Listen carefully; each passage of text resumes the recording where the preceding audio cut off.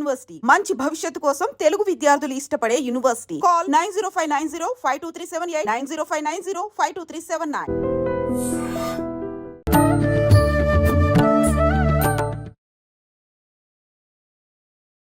నమస్కారం, welcome to I dream. ధర్మ మార్గం విత్ విజిత కార్యక్రమానికి స్వాగతం.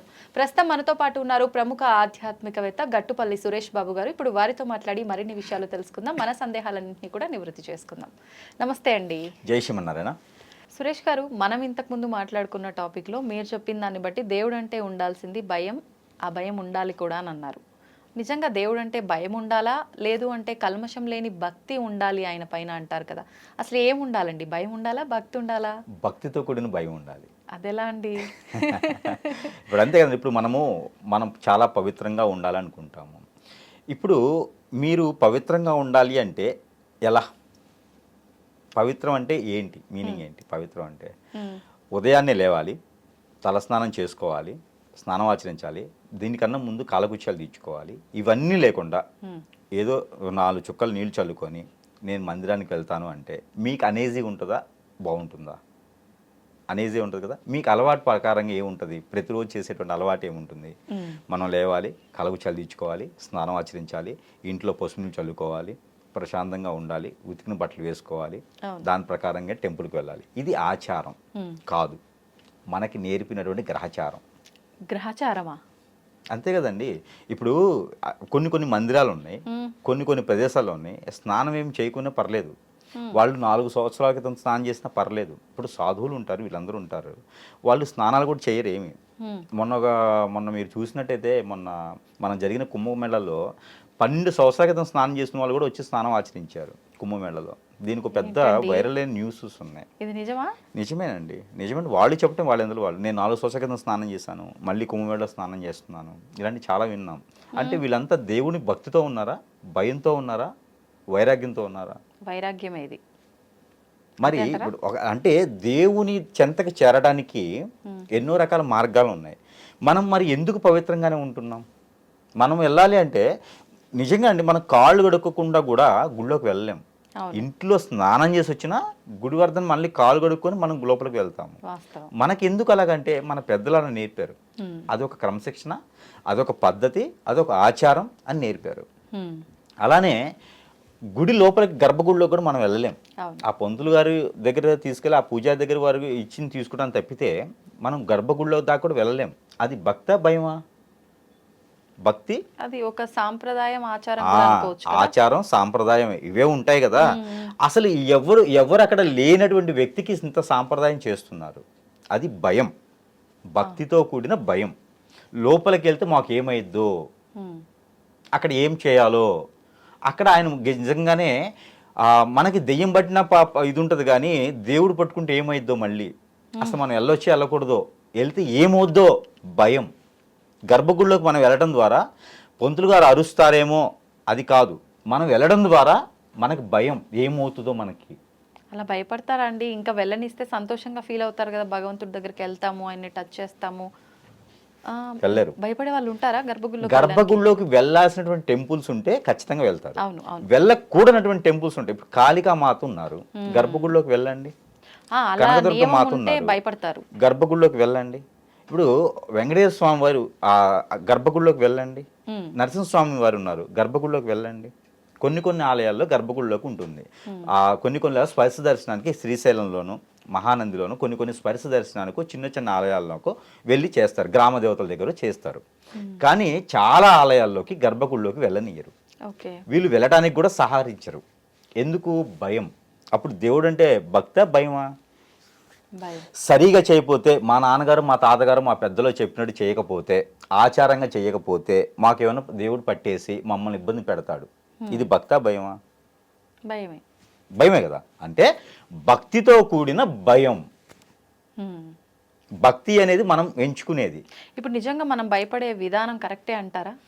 అంటే మన తాతలు చెప్పారు, తండ్రులు చెప్పారు, మనము అదే ఆచరిస్తున్నాము. వెళ్తే ఏదో అవుతుంది, ముట్టుకుంటే ఏదో అవుతుంది, పట్టుకుంటే ఏదో అవుతుంది, పాటించకపోతే ఏదో అవుతుంది, ఇలా మనం భయపడుతున్నాం.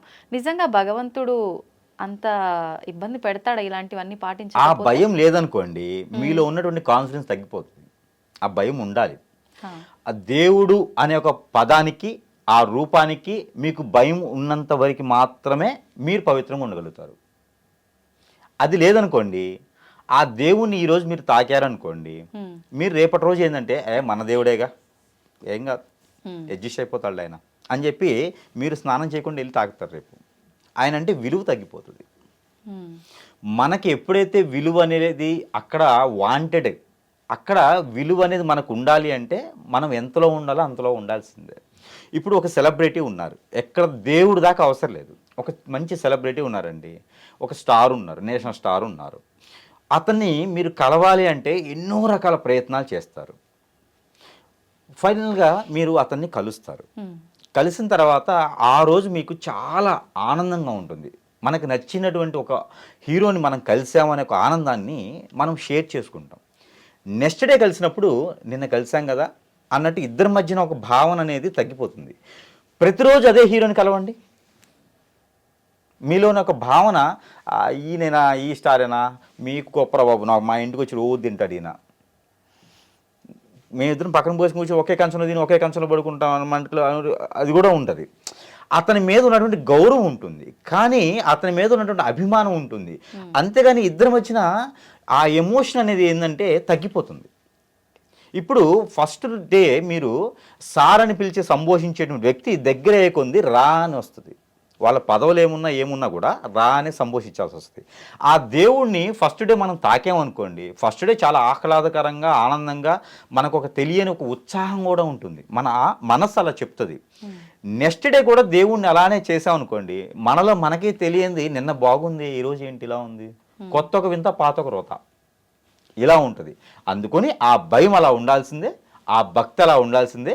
భక్తితో కూడినటువంటి భయంతోనే దేవుణ్ణి చూడాలి. మనుషుల సంగతి అయితే ఓకే, కానీ భగవంతుడి విషయంలో కూడా ఇలా అయిపోతారా మరి? భగవంతుడు ఏం చేయడండి, భగవంతుడు చూస్తూనే ఉంటాడు. భగవంతుడు ఏదైనా చేస్తున్నాడు అని మీకు ఎప్పుడైనా ఎవరైనా ఎక్కడైనా చూసింది, చేసింది, చెప్పింది ఎవరైనా ఉందా? మానవుడే చేయాలి. ఫైనలైజ్గా ఏంటంటే మానవుడు తెలియని విషయం ఏంటంటే, ప్రతి ఒక్కరు తెలుసుకోవాల్సిన విషయం ఏంటంటే, మనకొచ్చే కష్టాలు, మనకొచ్చే ఇష్టాలు, మనకొచ్చే నష్టాలు, మనకొచ్చే రోగాలు, నొప్పులు ఏదైనా సరే ఆయుష్తో సహా మనం రాసుకొని భూమి మీద పడతాం. ఇది అందరికీ ఎంతవరకు తెలుసో నాకు తెలియదు. ఇది గరుడ పురాణంలో 157వ పేజీలో ఖచ్చితంగా ఉంటుంది. మన జీవితకాలం మనం ఎలా బ్రతకాలి అనేది, ప్రతినిత్యం మనం ఏం చేయాలి అనేది మనం లెక్కించుకొని వస్తాం భూమి మీదకి. ఇది మనకి నాభి కట్టవగానే మనం రాసుకుని మర్చిపోతాం, ఈ జన్మ గురించి ఆలోచిస్తాం. ఇది క్లియర్. మరి బ్రహ్మంగారు రాస్తారని అంటారు, బ్రహ్మంగారు కూడా మనిషే. ఇక్కడ ఏమవుద్దంటే, మాకు పంతులు గారు ఉన్నారు, ఆయన మాకు దేవుడితో సమానం. మాకు ఎవరు ఎలా ఉండాలి, ఎవరు ఎలా చేయాలి, ఎవరితో ఎలా ఉండాలి వాల్యూస్ నేర్పుతారు. అలానే మనకి దానికి మించిన అతనే మాకు దేవుడు. ఆయన నేను కాదమ్మా ఇతను దేవుడు అని చెప్తే అది మేము నమ్ముతాం. ఓకే, మా గురువు గారు చెప్పారు కాబట్టి ఇతనే దేవుడు, అంతే తప్పితే ప్రత్యేకించి దేవుడు వచ్చి ఎవరికి చెప్పరు. దేవదూతలు రారు, దేవులు రారు. ఆ దేవుని నమ్ముకొని ప్రజలు ఇలా ఉంటే బాగుంటుంది అని చెప్పేసి గురువులు నేర్చుకున్నవారు, ఉపదేశం తీసుకున్నవారు నేర్పితే వారి ద్వారా మనకి జ్ఞానం వస్తుంది. ఆ జ్ఞానంతో ఎవరు ఎలా ఉండాలి, ఎవరితో ఎలా మాట్లాడాలి, ఈ వాల్యూస్ ఏంటనేది తెలుస్తుంది. అప్పుడు దేవుడు అనేది భక్తితో కూడినటువంటి భయం ఏర్పడుతుంది. ఇది ఇలానే చేయాలి అంటే ఇలానే చేయాలి, అది నేర్పికతో మనకు నేర్చుకున్నటువంటి నాగరికత. ఉండి అంత భక్తి ఉండి జరిగే అయితే జరగక మానట్లేదు కదండి, జరుగుతూనే ఉన్నాయి. ఖచ్చితంగా జరుగుతాయండి. అది వాడు రాసుకున్నాడు, నేను ఇలానే చేస్తా, నేను పొడుస్తా కత్తితో అని రాసుకుని వస్తాడు. ఈ అబ్బాయి ద్వారా ఈ అమ్మాయి నేను హింసించాలి అని రాసుకుని వస్తాడు. ఎందుకంటే పోయిన జన్మలో వాళ్ళకి కక్షలు ఉంటాయి కదా, అవన్నీ తీర్చుకోవాలి కదా ఈ జన్మలోకి వచ్చేసి. అవన్నీ తీర్చుకోవడం కోసం ఈ జన్మకు వచ్చి ఈ జన్మలో అనుభవిస్తారు. ఓకే, అంతే. అంతేగాని దేవుడి మీద భక్తితోనో భయంతోనో నేను ఇన్ని రకాల పూజలు చేశాను, వజ్ర వైడూర్యాలు పెట్టాను, ఆ కంచుతో నేను ఆ విగ్రహం చేయించాను, కానీ నాకు ఎందుకు ఇలా అవుతుంది అనేది ఏమి ఉండదండి. నాకు తెలిసిన ఒకటి 300 ఎకరాల పొలం ఉంది. ఒక ఎకరం వచ్చేసి 100 కోట్లు ఉంటుంది. 300 ఎకరాల పొలం ఉంటుంది, కానీ తినేవాళ్ళు లేరు. అది ఇప్పుడు ఏం చేయాలో అర్థం కావట్లా. కానీ వాళ్ళ ఇంట్లో 6.5 అడుగుల విగ్రహము వెంకటేశ్వర స్వామి వారిది ఉంటుంది. పద్మావతి అమ్మవారి వెంకటేశ్వర స్వామి విగ్రహం ఒక పెద్ద గుడిలానే ఉంటుంది, నిత్య నైవేద్యం ఉంటుంది. కానీ ఎందుకు అలా అవుతుంది? ఒక ఆవరణలో ఒక ఎకరంలో పొలంలో పెట్టేశారు. ఎందుకు ఇలా అవుతుంది? వాళ్ళకి ఇంట్లో తినేదానికి ఎవరు లేరు. మళ్ళీ గిద్ద బియ్యం వండితే 3 రోజులు అలా ఉండిపోద్ది, తినేవాళ్ళు లేరు, ఎవరు లేరు. వంశం నాశనం అయిపోయింది. వంశమే లేదు. వాళ్ళ తరతరాల నుంచి విచారించిన ద్వారా ఏంటంటే ప్రతి ఒక్కరు కూడా వాళ్ళ ఇంట్లో పూజ చేయకుండా బయటికి వెళ్ళరు, పూజ చేయకుండా మంచినీరు కూడా తాగరు. అలాంటి వ్యక్తులకి ఎందుకు అవుతుంది? ఇదంతా కూడా రీజన్ ఏంటంటే వారి వారి జీవితం వారే లిక్కించుకొని వచ్చారు కాబట్టి. చిత్రగుప్తుడు పైకి వెళ్ళేటప్పుడు లెక్క రాస్తాడు కానీ కిందకు వచ్చేటప్పుడు లెక్క రాయడు. అందుకోసమే మనం ఈ జన్మలో చేసేవి చిత్రగుప్తుడు రాస్తారు అంటారు, కానీ అవి ఇప్పుడు మనం చేసేవి ఉన్నాయి కదా, అవి మాత్రమే రాస్తాడు. ఆడికి వెళ్ళిన తర్వాత లీస్ట్ ఇస్తాడు, ఇదిగోరా బాబు నువ్వు ఇవి చేసావు, దీన్ని బట్టి నీ శిక్ష నువ్వే వేసుకో. మనల్ని తీసుకొని బాండీలో వేయటం, బొగ్గుల్లో వేయటం అట్లా ఉండదు అక్కడ. అక్కడ ప్రపంచం అంతా మనలానే ఉంటుంది, కాకపోతే మనకి శరీరం ఉండదు కాబట్టి మనకి రూపం కనపడదు.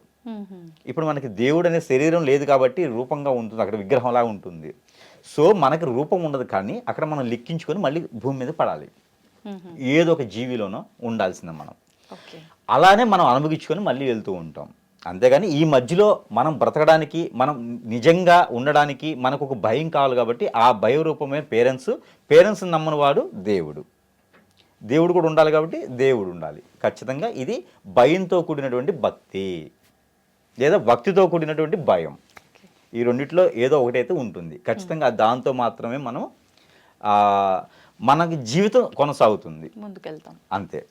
ధన్యవాదాలండి.